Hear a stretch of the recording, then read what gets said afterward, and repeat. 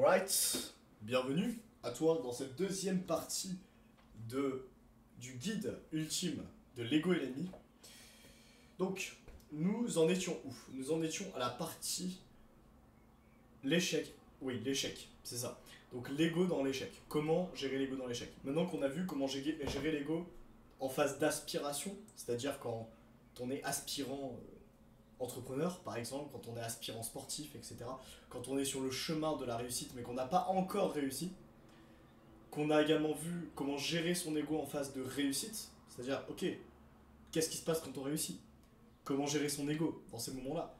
Comment faire en sorte de maintenir, voire grandir son niveau de succès quand on a déjà un certain niveau de succès et pas se contenter de ce qu'on a, se raconter des histoires, être paranoïaque, j'ai envie de dire se croire supérieur aux autres, être focus sur son nombril, sur son petit nombril, au lieu de s'ouvrir au monde et de sortir de sa tête pour pouvoir justement s'analyser, analyser ses performances, savoir ce qu'on aurait pu améliorer, savoir ce qui a été bien fait, ce qui n'a pas été bien fait, pour continuer d'obtenir des victoires et réduire le plus possible le nombre d'échecs. Et donc, on a vu ces deux parties-là. Maintenant, qu'en est-il de l'échec, justement? Qu'en est-il de ces moments où, en fait, tu réussis pas? Ces moments où tu échoues? Ces moments où tu lances ce business et que ça foire? Ce moment où tu as ce client en appel de vente et tu te prends une objection, tu te prends un non, tu n'y arrives pas. Ce moment où tu postes ce contenu sur YouTube et où il fait 200 vues, moins de 200 vues, 50 vues, pour ma part, par exemple, tu vois, c'est plutôt un échec quand je suis à 50 vues. Comment faire pour gérer l'ego dans ce genre de moment? On va le voir tout de suite. Alors, petite anecdote, je suis en train de te faire cette vidéo, on est samedi 1er juin 2024, parce que je rentre lundi chez mes parents, et je vais offrir ce livre à mon père, parce que je veux qu'il le lise, parce qu'il est tout simplement incroyable, et qu'il a changé ma perception de la réalité, hein, tout simplement. C'est-à-dire que c'est ce que je veux aussi te faire comprendre à travers les deux vidéos, la première partie et cette partie-là, c'est, mec, tu peux tellement changer tes paradigmes, tu peux tellement changer ta manière de voir les choses, et changer ta manière de voir les choses, ça va te rapprocher de la réalité.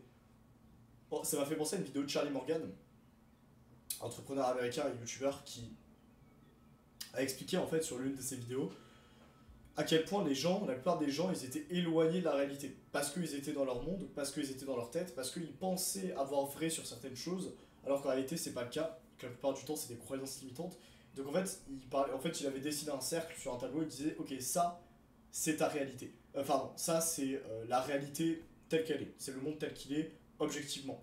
Et ça, c'est toi. et genre, tu vois vraiment, les deux cercles sont hyper écartés. En fait, l'objectif, et j'en reviens avec Lego et l'ennemi parce que c'est la même chose, l'objectif, c'est de pouvoir vraiment aller synchroniser, tu vois, presque calquer ta réalité à toi, comment tu perçois les choses toi, avec ce qu'est le monde, enfin, avec ce qu'est vraiment le monde, en fait, de manière objective.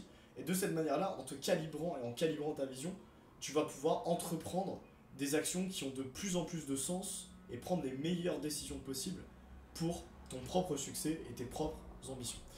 Bref, on passe directement du coup sur Lego. Alors attends, tac. Ok, nous en étions où? On en était à la partie échecs. Donc tous les échecs et défis que vous rencontrez, Lego et l'ennemi.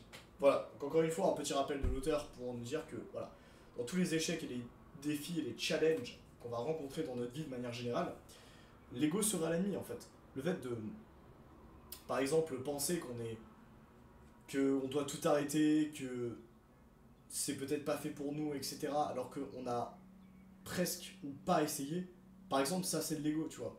Et il faut être capable d'analyser quand s'arrêter, c'est vrai, mais aussi quand continuer, quand persévérer, quand tout le monde te dit que ce n'est pas la bonne chose à faire.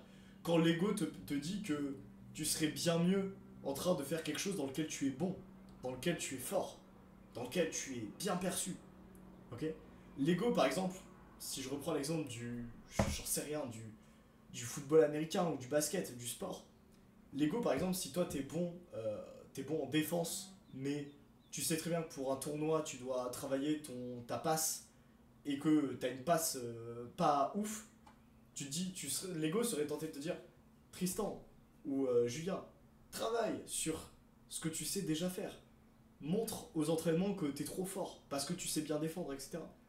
Alors qu'en réalité, ce qui t'apporterait le plus de résultats, ça serait de te focaliser sur ce qui doit être fait, la tâche qui va te rendre, qui va te donner le plus de résultats, qui va être le plus rentable. Donc, t'entraîner à faire des passes parce que t'es nul dans le fait de faire des passes. Et même si c'est pas beau à voir, même si t'aimerais pas que les gens te voient comme quelqu'un de pas si fort que ça finalement, en fait c'est la bonne chose à faire. Parce que c'est ce qui va te donner le plus de résultats. Voilà, c'est juste un exemple. Ok.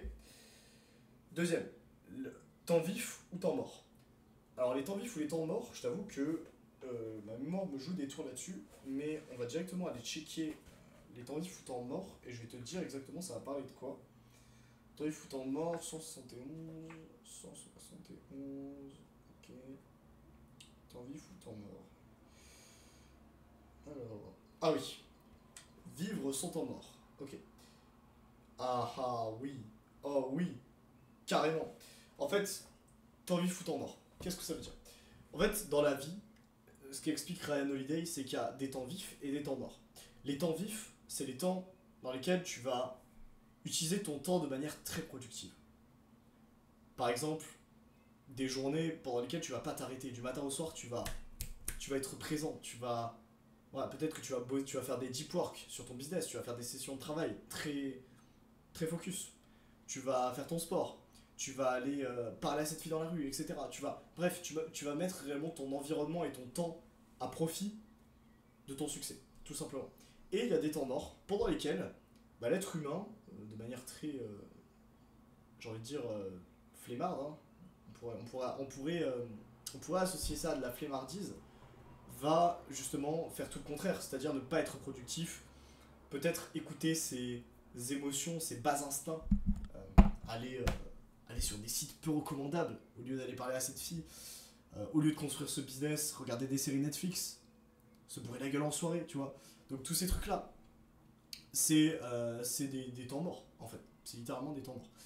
Et il prend l'exemple d'un délinquant qui s'appelle Malcolm X, que tu as peut-être déjà entendu parler parce que c'est une figure emblématique du mouvement, d'un mouvement américain sur l'antiracisme, il me semble, quelque chose comme ça.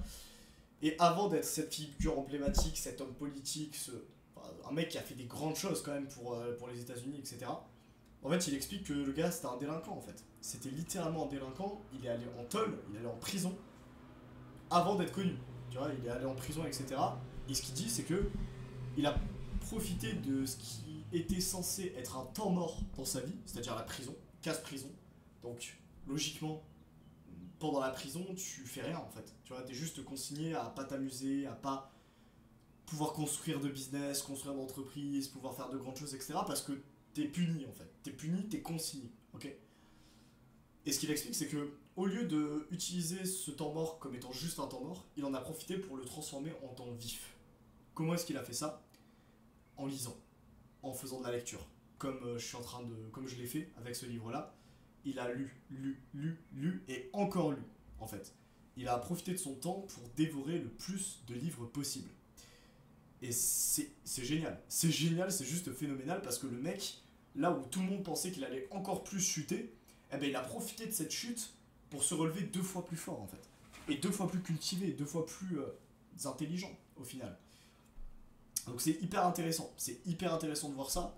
D'autant plus que après on sait ce qu'il a fait, on sait ce qu'il est devenu grâce à la casse-prison en fait. C'est la casse-prison qui l'a amené à profiter de ce temps mort, à le transformer en temps vif, en étant productif, en se documentant, en planifiant ce qu'il voulait faire par la suite, une fois sorti de prison, en mettant un plan, une stratégie en place, qu'il a pu justement parvenir à ce qu'il voulait.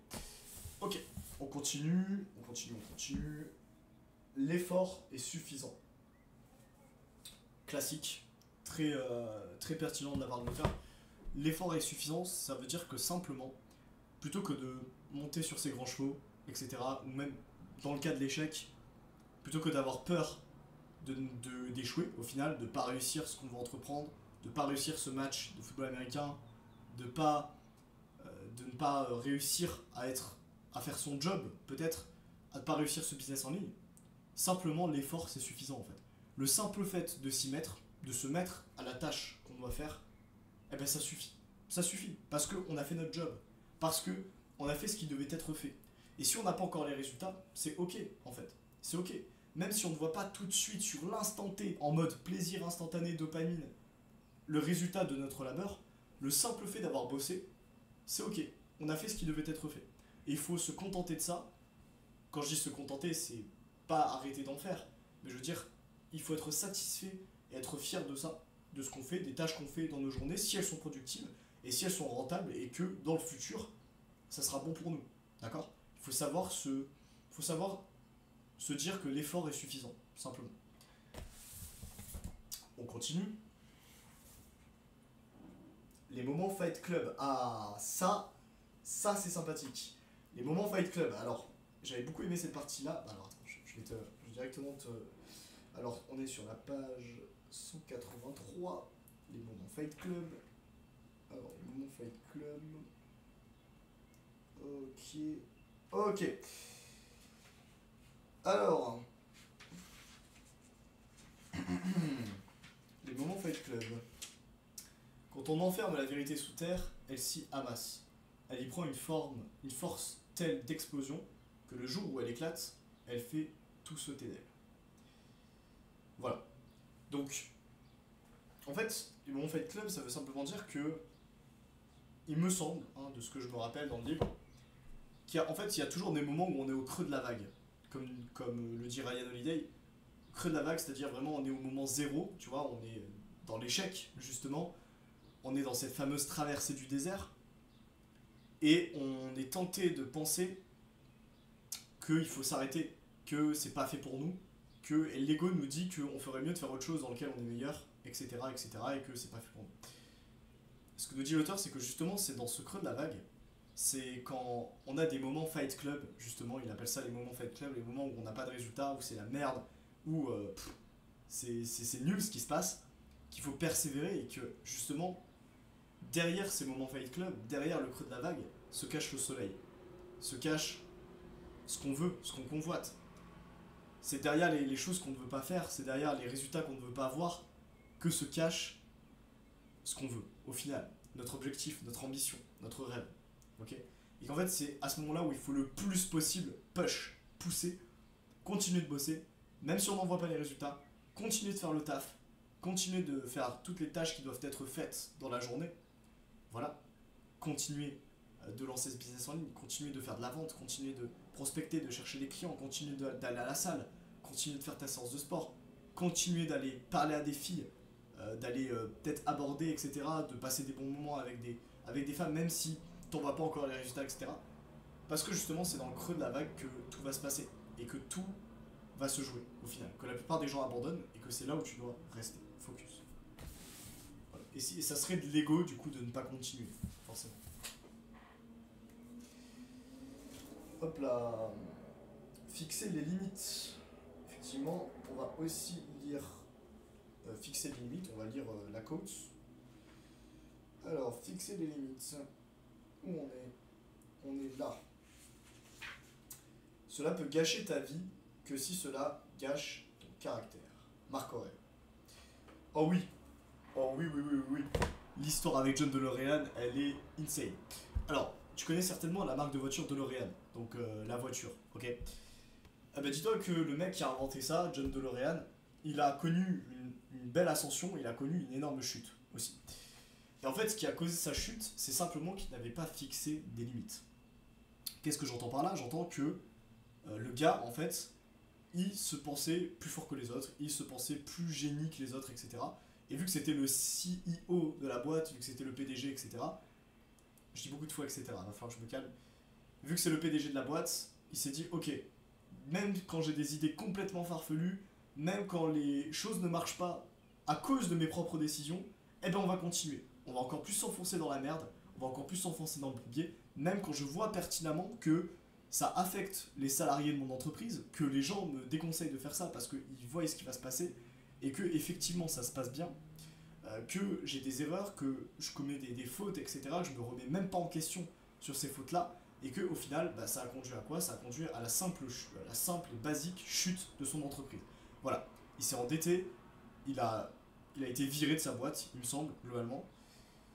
Tout ça parce qu'il n'a pas fixé les limites. En fait, il aurait simplement, s'il aurait fixé des limites, il n'en serait pas là. En fait, s'il se serait dit, ok, s'il aurait analysé justement, on parlait de ça dans la dernière vidéo, dans l'autre partie, mais s'il aurait pris du recul sur la situation, gardé la tête froide par rapport à son succès, par rapport à ses réussites, se dire, ok, c'est bien, j'ai réussi, mais qu'est-ce que je peux améliorer? Qu'est-ce qui fait que là, par exemple, ça a fait moins de ventes, cette voiture-là, que telle autre voiture?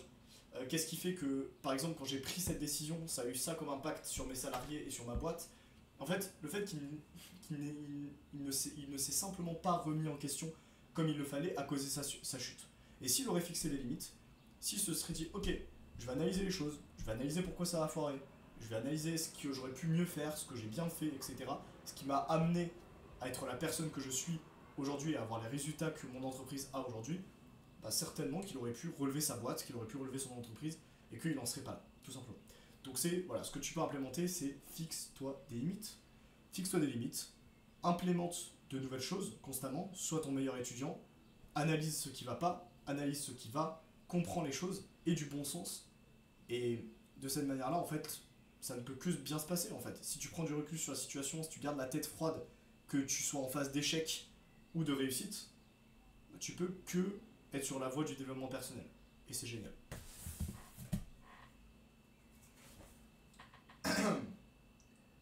Tenir un tableau de résultats classique.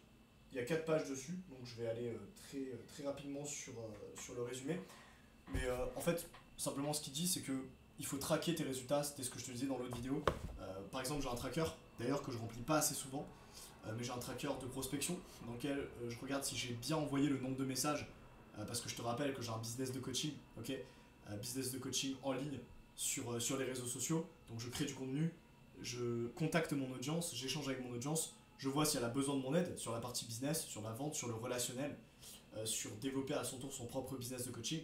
Et s'il veut l'aider, je lui vends mon offre et par la suite, je change la vie de ce gars-là. Ok, c'est ce que je fais. Donc par exemple, j'ai un tracker de prospection dans lequel si j'ai pas, je peux cocher des cases.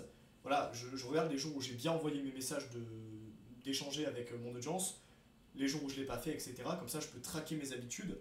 En même temps, je traque toutes les semaines, je fais des bilans. Donc si je te dis ça, c'est pour que toi-même tu puisses le mettre en place parce que ça m'a vraiment changé la vie. D'ailleurs, on est le 1er juin, on est samedi et j'ai toujours pas traqué ma semaine, la dernière semaine. Donc il va falloir que je le fasse en parlant de ça.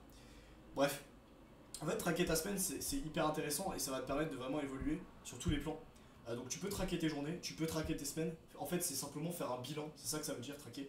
Tu fais un bilan de ce que tu aurais pu améliorer, par exemple de 3 choses que tu aurais pu améliorer dans ta journée, dans ta semaine, et de 3 choses qui se sont bien passées, de 3 wins, victoires que tu as faites et qui sont à reproduire, bien évidemment. Donc voilà, tu peux traquer tes semaines, tes journées, tes habitudes, les messages que tu envoies, le chiffre d'affaires que tu fais dans ton entreprise, tes séances de sport, le nombre de séances à l'échec, par exemple, que tu fais à la muscu, le nombre de répétitions. Bref, en fait, tu peux littéralement tout traquer, tu pourrais faire un Excel de tout, si tu le voulais. Et d'ailleurs, c'est ce que je te recommande, c'est de traquer le plus de choses possible, parce que c'est en traquant tes habitudes, c'est en traquant tes résultats que tu pourras obtenir encore plus de résultats, en fait. Parce que tu seras encore plus conscient et tu auras un angle de vue encore plus perçant, encore plus sharp sur tes résultats. Et ça va te permettre d'être plus conscient de tout ça et d'en avoir encore plus. Voilà, c'est tout. Ok, aimer toujours. Aimer toujours, eh bien c'est simplement aimer le processus. C'est simplement aimer le processus.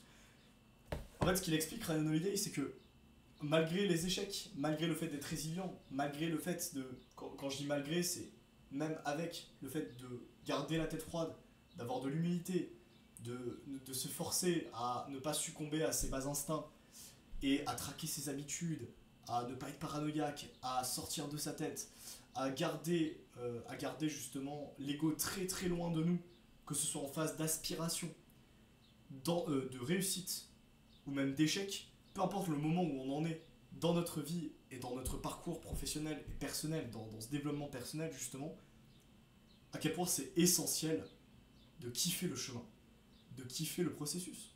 Juste kiffe, mec. Kiffe parce que c'est les meilleures années en fait. Tu penses que, en fait, on a, là je te rajoute ma petite note personnelle, mais on a toujours tendance, et moi le premier, à penser que l'assiette du voisin est meilleure que la nôtre, que on sera heureux quand on aura accompli telle ou telle chose, on aura la vie qu'on mérite quand on aura fait ça ou ça dans notre business, quand on gagnera tant d'argent, quand on aura telle copine, quand on aura tel physique, etc. Mais en fait, la vérité, c'est que tu as déjà tout ce qu'il faut. Tu as déjà tout ce qu'il faut. Et tu devrais te sentir en gratitude de pouvoir expérimenter ce chemin et de pouvoir, justement, ouais, de pouvoir connaître ces expériences, de pouvoir détruire ton ego, bosser, faire le taf, en dire le moins possible, sortir de ta tête. Tu devrais être déjà reconnaissant de ce que tu as et être dans un état d'abondance, de gratitude par rapport à ta vie aujourd'hui de manière générale et que tu as énormément de chance, de une, de pouvoir l'améliorer et de deux, d'avoir déjà aujourd'hui tout ce qu'il faut. D'accord? Tu as déjà tout. Les réponses ne sont pas à l'extérieur, elles sont seulement à l'intérieur, mec. Cherche les réponses à l'intérieur et tu vas les trouver. Parce que moi-même, je les ai trouvées. Et je peux te dire que je les ai cherchées pendant longtemps, les réponses. Mais aujourd'hui, je les ai trouvées. Ok? Voilà, c'est tout. Sur ce, bah, il me semble que c'est la fin. C'est la fin de cette vidéo. Ah, pour toute la suite, Lego est l'ennemi. Donc, encore une fois, un rappel sur. Voilà, il bâche un petit peu, mais il a raison. En fait, il vaut mieux toujours avoir plusieurs rappels que rien avoir du tout. Voilà, simplement, Lego est l'ennemi, mec. Lego est le putain d'ennemi. C'est tout ce qu'il y a à retenir. C'est tout ce qu'il y a à retenir. Détruis-moi cet ego. Que tu sois au début de ton activité d'entrepreneur, que tu sois au début d'un projet qui te tient à cœur, que tu sois déjà en réussite de ton business, que tu gagnes déjà de l'argent, que tu sois dans le creux de la vague, que tu te foires complètement en ce moment, que tu postes des vidéos sur YouTube qui font 30 vues, bref, que tout le monde te dit d'arrêter ce que tu fais, etc. Garde en tête que l'ego est l'ennemi et que tu es le seul être qui peut construire ta réussite. Tu es la seule personne qui peut bâtir cet empire. C'est à toi qu'il en revient le droit. C'est à toi qu'il en revient le droit et c'est à toi de passer à l'action massivement pour pouvoir accomplir ce que tu veux. Ok? Que ce soit Ryan Holiday ou moi, on te le dit, passe massivement à l'action, mets de côté ton ego, ferme-la, bosse, apprends des autres, sois ton meilleur étudiant, sors de ta tête, expérimente, traque tes habitudes, traque ta réussite de manière générale, traque tes échecs, garde la tête froide dans toutes les circonstances et continue d'avancer incessamment. Travaille, travaille, travaille et travaille encore. Et je peux te garantir que si tu mets tout ce qu'on a vu ensemble pendant le guide sur les golems en pratique et que tu passes dès maintenant, dès la fin de cette vidéo à l'action pour ton succès, je me fais aucun succès, je me fais aucun succès. Je me fais aucun doute sur ta réussite. Atteignons nos ambitions. Let's go.